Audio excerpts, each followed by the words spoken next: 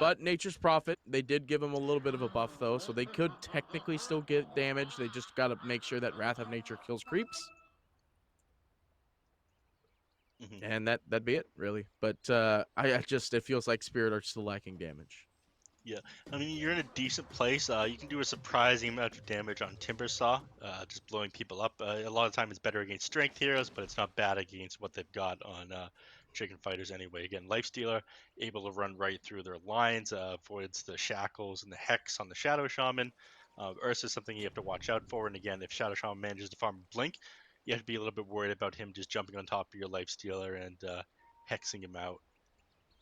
With Ursa blowing him up as well. So we might just see like a Abyssal Blade rush on the Ursa and just like jump on top of whatever here, blow it up right away, take it out of a fight, and just continue to run people over. 30 seconds to battle. But yeah, this game, I'd say I prefer Chicken Fighter's draft a little bit. I'm not a huge fan of Venomancer. I think Team Spirit is in a slightly better place than they were last game. They don't have the same damage issues. We'll see what they decide to do. I definitely would have preferred to see Timbersaw in the mid lane, though.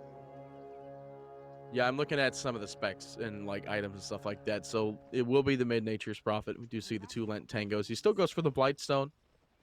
It's very standard on Nature's Prophets nowadays. It's not like they're lacking on damage, but since the creeps have the technical pierce, then it's pretty good. Yeah. To have that Blightstone. I mean, the logic behind Blightstone is you do a decent amount of right-click damage, and you're increasing the damage that your chains with Nature's Call do. So, already he's got 4 out, so he'll zone this Death Prophet a bit with it probably, and he'll probably definitely get more last hits over him. The Prophet right away just starts hitting the creeps, though. Well, it's just trees here. He wants them. They still give XP, and they still give a little bit of gold. It's not going to be like a big significant difference. Like the gold is like, what, 14, 18 gold per treant? So it's not too much. It adds up, though. 14 gold per treant. Every once in a while, it's like you get an extra last hit in, and you get that extra EXP. Suddenly you're higher level than the enemy laner. But, I'm not that interested in what's going to happen in this mid lane. It's probably not going to be too much action. What I'm interested in is seeing how this Timbersaw decides to play against the Ursa the first couple of levels. It looks like he does go for his Q at 1. It's fairly standard to get Whirling Death at 1, so you can walk up to the range creep, hit Q, get the kill, and then get level 2. And he's already 2 now. He's got the creeps under the tower, so it's basically just a war on, are the supports going to be able to help confirm kills? And I feel like Chicken Fighters have a stronger advantage in this lane when it comes to trying to confirm kills, because Nyx Assassin's fairly weak. He has 4 armor, and, you know, Era hits for 71 right-click damage, so... Plus, there's also the technical pounce that comes from Ursa from the Earth Shock. Yeah, if you just exist in the lane, you're going to be a burden on Nyx Assassin. You want levels on the Timbersaw as quickly as possible, and there's not a whole lot you're going to be able to do as like a not very fast-moving melee hero against a Shadow Shaman. So this is exactly what he should be doing. Like, he's just pulling the creeps from between that tier 1 and the tier 2 and bringing them to the tower so the Timbersaw can farm safely and not really have to... contest the Ursa and risk getting close to him and getting a bunch of Fury stack swipes built up on him. And he's going to try and stay out of EXP range as much as he can as well. Yes, very smart. It's a big brain plays here. Giga Brain, as we do see that Era's going to be in a bit of trouble. They already opened with the stun, so it's not too much follow-up damage. They do have Ursa jumping in, but I don't think Charlie wants to really risk getting some right clicks trades off either. See, that's the thing about Ursa, is that he is pretty good against this Timbersaw, but Timbersaw is also pretty good against them. There's no one trade, and looks like they'll take it. Charlie will go down in the tower. They get him pushed down, and they get the kill. Yeah. So a little bit out of position there on Shadow Shaman. You end up paying the price for it on Ursa. Like, you need to be a bit more careful. You need to be setting up your Ursa for success, not thinking that you can zone out this Timbersaw when he's got a bunch of stacks of reactive armor up on himself. You need to be timing when you want to go on him for when the stacks start to get low. He's outside the creep wave for a little while. That's when you want to initiate and build up some of those stacks. Keep him away from the creep wave and getting those reactive armor stacks as much as possible. Speaking of Shadow Shaman, looks like he's messing up here again. Unfortunately, the Timber Chain did not connect onto the Shadow Shaman, but I don't think it's going to matter. will end up going down here, just caught up. Don't really want to be throwing these skills at the Timber like you were saying. It just, he'll get that advantage. He'll turn back around, and I don't really know what they're going to do. Actually, hang on. Back up in top. Keeper of the Light. Misha in a bit of trouble here. Does manage to push Saber Light, but Draco will still end up getting this deny. Beautiful. They're not going to be able to get the turn, though, is the other thing. So they'll get the deny, but no great exchange. Yeah. I mean, that was perfect there, being able to get that deny off. It's one of the bad parts about Venom. It's one of the few skills in the game that allows enemy heroes to be able to deny. I think it was made a lot easier earlier from that huge exclamation mark hanging over people's heads when you can't deny them. Alright, bot lane, Shackles. We do see Shackles going out immersion, but there's not really much they can do here. Old A, he's got a fair bit of mana. He's actually going to go for the Arcane Boots, and there might be a Soul Ring in this Courier. Nope, there is not. I'd argue that this lane was actually made a lot harder by Era. The Nyx Assassin played at the start very well, and Era went too far forward and made things a lot harder. I think he's feeling it a little bit too there, because he's throwing out Shackles and stuff right now when there's really no reason to. I think he's realized that he made a bit of a mistake and it's getting into his head. It's a hard game to try and make a comeback on right now, especially since the first blood went down. It was Ursa that fell for it too. Nature's Prophet's teleporting here in the bottom lane. They do see this TP. They drop the stun immediately. Era caught out by the tree line with the tree ents. Era will go down. Yeah. So him dying again there, not the best. The further ahead this Timbersaw is going to get, the better. At this point, it's going to be easier for him to zone the Timbersaw from the lane. With the Nyx Assassin there as well, if he just hangs onto the Ursa wall, hangs on the Timbersaw rather, while the Timbersaw has the level advantage, suddenly becomes too hard for the Ursa to be able to sit in the lane. Era's, I think, realized that he made a couple mistakes. It's time for him to head elsewhere. But not a whole lot he can do. He does have boots, so he's fast at moving around the map, but he feels Speed pretty don't weak. mean kills. Yeah. Speed don't mean no kills. Oh, they do manage to find a kill on Ergon, though, in the mid. They do pop Exort for it. They're throwing out the BM tips. Looks like they must have read PPD's guide on how to tilt the enemy, as they also managed to get the kill on the Courier. But it looks like they're going to be in a bit of trouble here. They do drop the immediate Siphon. They want to try to get the second Siphon, but there's no mana on this Death Prophet, as well as no Siphon charges. And now the Exort comes in. The heal's going to be there, and they just walk away. There's nothing they could do with this. And this gives Ursa a little bit of free farm time. Yep. But that little bit is just like the one range creep and 2 melees. And he has to pop his salve, too. They don't want to leave him alone for too long. Unfortunately, there's not a whole lot Ursa's going to be able to do without any mana. He's going to head back in the jungle. Again, this lane was made a lot harder just by Shadow Shaman getting caught out of position a few times. Prior to that, I really think that Ursa has a massive advantage. Old A trying to bait out here, but Immersion hanging off on the sidelines, so they do end up disengaging this one. They're trying to bait the spiked Carapace proc, basically. And Old A is 6, where Charlie's not really going to be able to do much using his ult, because it doesn't do the double up fear swipes anymore. Yeah, it's no longer a multiplier ability. It doesn't increase your damage at all either anymore. It just yeah, it kind of it's just there. It's just there. It gives you that status resistance. You can throw it out pretty easily against a Nyx Assassin when you see him winding up for them pale, or even they're traveling towards you, but not the best ability. Again, something it's going to be able to do this game. All right, go on. Oh, that was nice. Bottom. They want this kill on Immersion, and they're gonna get it. Oh no, they're not. No, Roar does whiff. He's got a. They want to get it. What's the speed limit? What's the speed limit? What's the speed limit in this area of the jungle?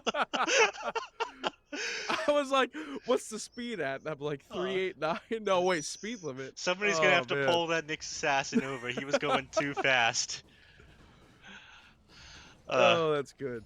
But they both have wind laces. He does manage to get away on Nyx Assassin. He's a pretty quick-moving guy, and again, you kind of messed up. You definitely had time to see that Spike Carapace came off, and you hit him anyways. So Nyx Assassin got away there. Yeah, it's not exactly the most invisible cosmetic. It's very, very bright, very blue. So I imagine you see it very instantly. All right. Tries to make up for this by going onto the Nature's Prophet in the mid lane. Yeah. Hergon's gonna not really get away from this one, and Charlie's gonna be able to claim his first kill of the game. The old walk at him with Shadow Shaman and Ursa. If you can't move, then you can't outplay the enemy, and that's why I play Shadow Shaman. Let's play 5-second hold. Disruptor. I play everything. Anyways, that's a much needed kill for the Ursa. It's gonna bring him a little bit more back into this game. Nick's Assassin hanging around the mid lane, trying to soak up a little bit of EXP while his mid lane's dead. The Yapsor strat. Yeah, these supports are fairly low leveled here. They're not able to get too many kills early as we see in most support games with some strong big boy supports. Top Life Stealer hops into this Hellbear Smasher and runs away. Does manage to get the clap off of it, but not dying today. Not enough poison sting damage on it. Backed up the full HP, basically all of his mana back. Infest is an interesting ability these days. Anyways, touching on why these heroes are such a low level, I'd say that. Oh, I'm gonna cut myself short here because we have a Outpost fight War, going on. Dryco. They want to try to get this kill. They pop the ult so they can have the purge, and Dryco fairly low HP. They will give him a little bit of mana to try to escape, though. They do manage to drop. Snakeo's just stuck in trees. That's the perfect circle. Yep. And they take the outpost in time. They do. They had both outposts actually. So Spirit, they secure So the they extra. did. They grabbed them they both take at the last second. Easy Katka. Yeah, you love to see it. Anyway, I was about to touch base on why these heroes were such a low level, and I kept getting interrupted. So, this Nyx Assassin, I would argue, that played that lane exactly as he should have. He let the Timbersaw get level 3 as quickly as possible, pulled the creeps back between that tier 1 and tier 2 to the tower, made sure he stayed out of EXP range. He needed to sacrifice a little bit of his own game so Timbersaw would have a nice time. Speaking of, Timbersaw is going to get out of here. Yeah, they got the kill on the Veno, and he just leaves. What are they gonna do about it? Looks like over here, though, it looks like chicken fingers. Chicken fingers. Chicken fingers. fighters. Hungry for a Roshan. They want them fingies. Yeah, looks like they're gonna take this Roshan. I think it was scouted out. I think they're just gonna let it go though, because like the keeper was right outside of the pit. This is a dead Roshi. Pops his ult just in case. Saved all his good boy points to get Chen to help him out there. Supreme. Spiked Carapace, not going to find anything. They don't have any follow-up stun. The heal is there, and the spirits aren't coming in just quite yet. Needs to hold off at least for looks like another 14 seconds, but it's not going to be enough. Easy burst down from Old A, but they do manage to find the keeper kill up in the top in exchange, but not exactly a trade you want to take. You didn't get the tower either. You also have your ultimate down on the Death Prophet for another whole minute as soon as she comes back too. So definitely not a big trade. And I mean, what did you get? You got a Mask of Madness and you got your Aegis on your Ursa. Yeah. Which, by the way, Mask of Madness on the Ursa, okay. It's a little bizarre, I'm going to be completely honest with you, but he hasn't gotten any points into that to overpower, so he's just going to pop that Earth Shock, pop that Enrage, and run at people. You know, it's the old run at you strat. He's got the Shadow Shaman to block him up. Oh my gosh, he's going Abyssal next. Yeah, I mean, that's what I was saying they were probably going to do. Just jump onto the back line as quickly as possible. Before you'd have to go Bash or Blink Dagger, now you can just go straight Abyssal, and it's even better. It's pretty common these days to see Ursa rush Abyssal Blade. Yeah, well, I mean, he doesn't have to go Blink anymore since, like you were saying, he has the Earthshock Leap. So it's not that big, though. But Abyssal Leap. It's big enough. You got the Abyssal Leap, yeah. Abyssal Leap. I mean, I think you still go Blink Dagger, though. You can, Seneko. but it's a pretty big cast range. Oh, seconds away from getting the outpost. They were ready for this one. The mech is there on Chen, though, but he just goes down immediately. The team is rotating back in, though. Saberlight got off on the sidelines. Draco not really scared of this one. Purges off all the spells. Does has his ult available, though. Will try to at least disengage from this one. They throw the Will-O-Wisp. It looks like this is just one dead Wisp. 100 gold to Charlie, and there's no way they can get the jump on this one. They can't blink on in there. Looks like they just got to sit here with their 4 heroes in bottom now. Yeah, so everyone walks away from that one. Will-O-Wisp used to disengage, but Yeah, you're not that unhappy with it. Just dropping that to get out of there. You're slowing down the push from Chicken Fighters. I think that they're playing this game a lot better than they did the last one. Already, we're starting to see cracks in team spirit. And again, you do have a little bit more control of the map with Chicken Fighters. You're taking 2 towers at the moment, but they're in a much better place at the moment. Timbersaw is doing a lot better than expected. They did a decent job of shutting down this Ursa in the lane. Ursa has made an okay recovery. Some of these kills onto Nature's Prophet, but other than that, they're doing pretty good. Yeah, it's a very different game from game one. Much more sustained. And it feels like they just had a quick conversation and they were like, so what are we gonna do? And then this is what they came up with. Yeah. Alright, so They pretty first picked the life stealer to bait out some counters, and they got no counters picked up against it because nobody really cared. Mhm. Charlie, I know you got Aegis, bud, but you don't want to be here. Yeah. You will die twice. You will die twice, Charlie. Pretty ambitious. I mean, you don't have any reactive armor stacks right now on the Timbersaw, but he does have a Lotus Orb. So there's a lot he's going to be able to do, and there's not a whole lot Shadow Shaman's going to be able to do to stop him. You can't Charlie. get those shackles off with your Lotus Orb. What are you doing, bud? I Yeah. think he's just trying to he wants to bait his body to get this tier 2 tower in the top, I think. I mean, it's sort of working. There's not a whole lot they can do to stop this if Timbersaw's not in the lane. Looks like he does TP in here. They do drop the Spirit Siphon, but he's not taking too much damage. Now he is. He's silenced up. Does have the Lotus, though. That's the fresh reveal. Throw out the Chakram, and I think they're just going to take this. They do drop a very hefty Nature's Prophet ult coming through. They do want to at least get this jump. Charlie trying to find any right click here, but it's not going to find. They drop the Silence, and it misses. They do drop the Will-O-Wisp as well. They got some perfect catch with this one. Heal goes out immediately, and Seneko trying to live out his days. They do find a good ult, but Era is dead. They didn't drop the ward. Saberlight goes down. Charlie bursting down as well. H is still alive. It does go down, and Supreme, the only one to really escape from this one, and escape he will. There's no way that Charlie's getting out of this one. Stunned up, burst damage there. 4 dead. Yeah, caught out by 5 himself. lives. Ursa just dying twice in a row. So they really didn't get any use out of that Aegis there. They got the tier 2 tower, but you're on a timer right now on Chicken Fighters. Like, you need to be able to push all these towers down as quickly as possible and win the team fights when you do, or stop them from contesting. Right now, when Exorcism down, now is the time for Team Spirit. The only major mistake I'd say that Team Spirit made in that is Timbersaw came into lane, TP in the lane the first time with no reactive armor stacks and just went on to the Death Prophet with his ultimate. Other than that, I feel like they played it pretty well. They did end up giving the tower, but they got a lot from it. And then that's what they need to do again and again here. If you can stop this Ursa from like snowballing completely out of control and then winning these team fights and continuing to take like a second tower as they push forward, then you're playing to win. Well, I think they're doing that extremely well because the Ursa is currently, what, 5th in the net worth at 6.6? Mhm. The Lifestealer's out farming him, the Timber's out farming him, the mid Nature's Prophet's out farming him. Yeah. Which, by the way, the Nature's Prophet's going to Mjolnir. So that's going to make Timbersaw even harder to kill because you just don't want to click him. Yeah. Speaking of Mid-Nature's Prophet, he's going to have to be a little bit careful. He's got caught out a couple of times by the Lifestealer and the Ursa, and that's, by the Ursa and The the mid. Shadow Shaman. Okay. Well, I thought there was going to be continuous engagement. There's 4 heroes against 3 heroes in this mid, so Mhm. nothing else really happening here. I was expecting something, but because you were like speaking of mid, and I'm like, oh, there's something happening in mid. No, just speaking then of there the wasn't. Mid-Nature's Prophet. I think it's Ergon on the Nature's Prophets actually allowed this Ursa to get back in the game because him getting caught out a couple of times by the Shadow Shaman and the Ursa, those are the 2 people's positioning that he really needs to be watching. They're going to be the only people that are bringing him down fast enough.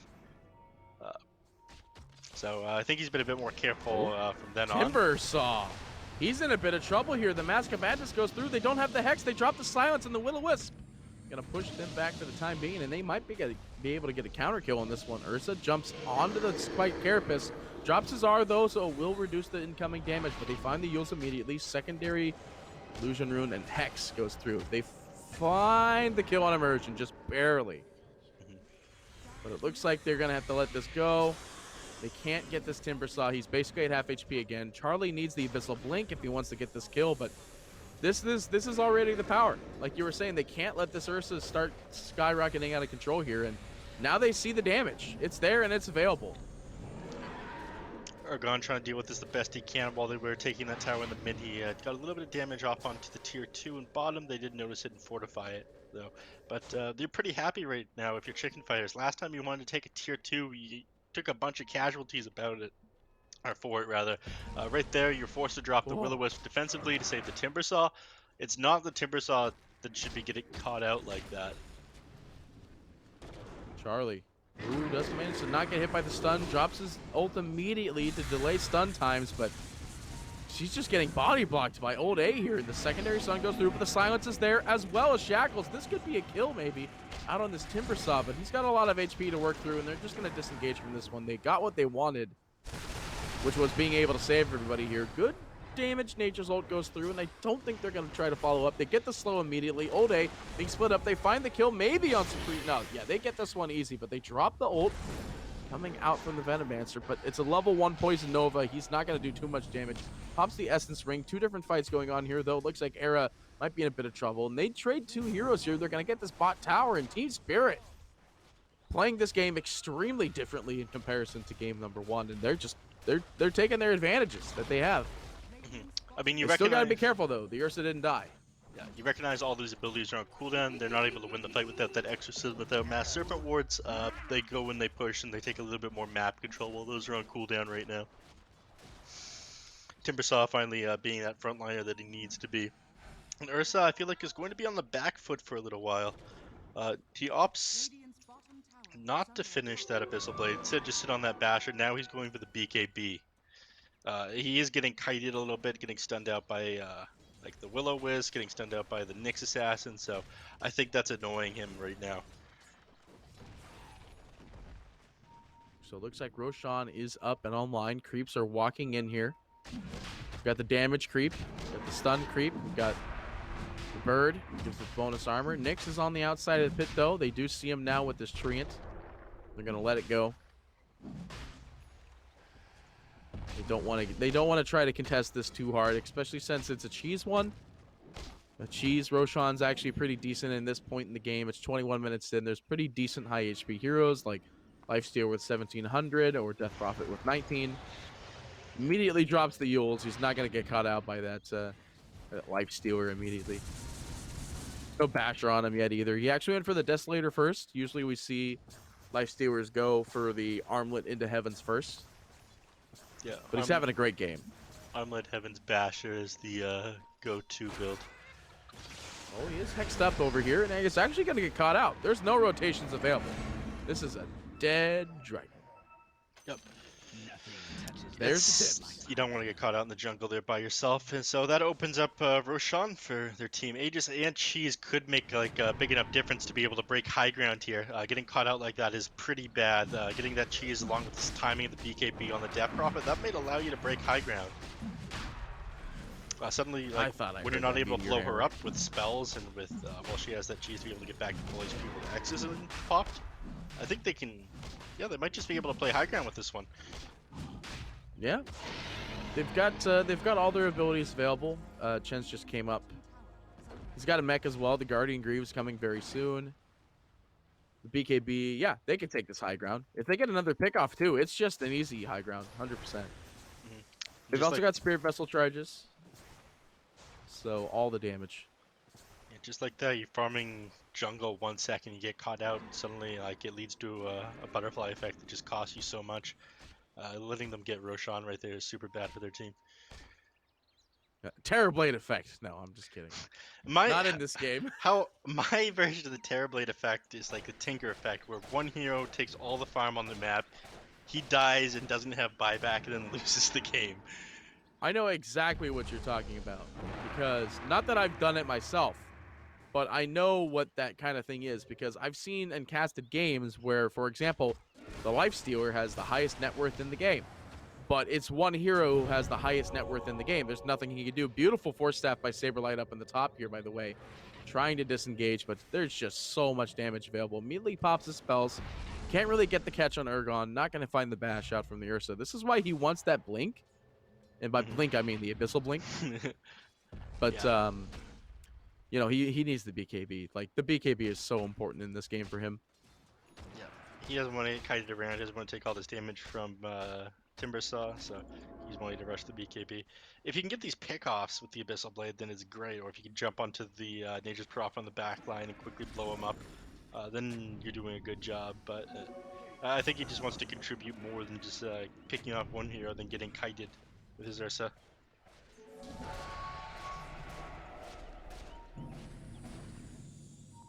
I'm just ready for this game to be a 40-minute game. I don't think I so. think it'll get there. With You don't these think it's going to be a lineups, 40?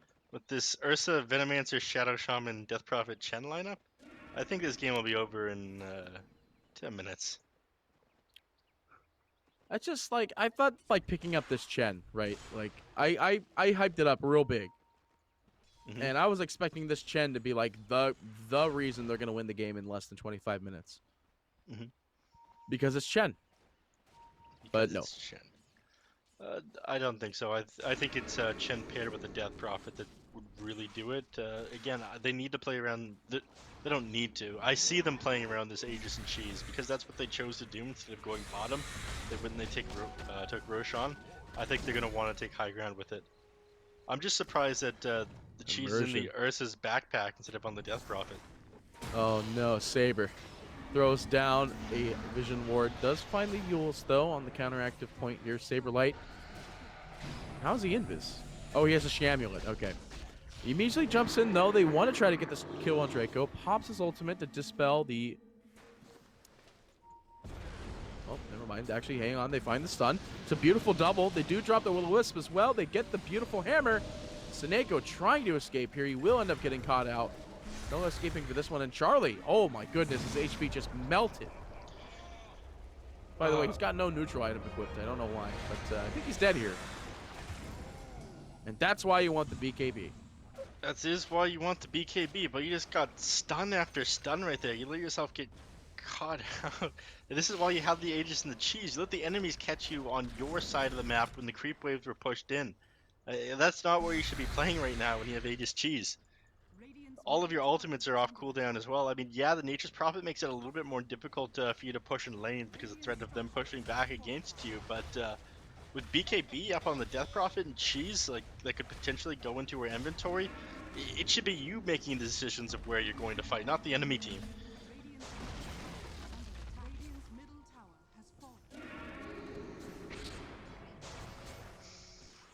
Don't worry, I heard you. Sorry, I was correcting something. No worries. I'm just confused as to what the next move on Chicken Fighters is. You lost a lot of momentum with that one. It felt pretty off for them, especially given how they played the last game. Well, maybe it's just they got caught off guard. Maybe they saw the first pick Lifestealer and maybe they were thinking, yeah, they might be able to get away with this one. But they left the Nyx Assassin open, as we can see here in the mid. Nyx makes some really good plays. Well, there is a BKB usage immediately out from Supreme, though. He wants to find the counter kill. Does drop the Yules, but I don't think using Yules aggressive was going to be able to help them get that kill. And Ursa just not close enough to help them out on that one. And, you know, this whole entire time, Nature's Prophet actually popped BKB, by the way. I didn't see that. Yeah, the Death Prophet? Yeah, I mean, no, the BKB on the Natures. Oh. Yeah, I just thought you were talking about the Death Prophet. The fact that the Nyx Assassin forced out the BKB on the Death Prophet there is actually so good for Team Spirit, though, because again, that slows down their push. They're not able to take a team fight against them if they have that BKB on cooldown, so suddenly they need to wait until that's back up. And again, Nature's Prophet's doing a pretty good job himself. Yeah, he pops BKB for what looks like no reason, but he's forcing the creep wave onto the Radiant side of the map. So he's slowing down what Chicken Fighters can do so much without actually fighting them. But it looks like they're going to try to take this. They want to fight now. They want it bad. Charlie gets revealed immediately. As they see that the Timber's in the lane. It's just Timber, though, and I think they'll be able to get this. The D-Gen is out. Spirit Vessel as well. That's one dead Timber. An Immersion trying to help out here. Could result in his death, but There's no blink on this Ursa. He is going to go for it now, though, now that he's got the BKB. Nice and fresh. Mhm. All right, so this has nothing to do with gameplay skill or anything like that. Roshan may respawn in a minute and a half. All right, 50-50 chance. I'm going to let you pick first. What do you think the third item's going to be? Third item on Roshan. Yep. And whichever one doesn't get it can rub it in the other person's face. Aghanim Scepter for Death Prophet, and then that wins Chicken Fighters the game. All right. I'm right I'm 50% thinking- of the time, every time. I'm thinking it's going to be Refresher Shard, and Shaman's going to have it drop double wards in the mid.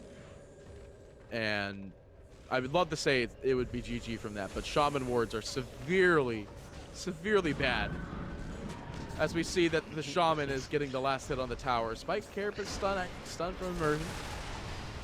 Nature's Prophet ult does whiz through. It does a lot of damage here. Seneko does have mech or guards, and they will end up popping it here. That Nature's Prophet ultimate actually doing a lot of damage is going to push him back.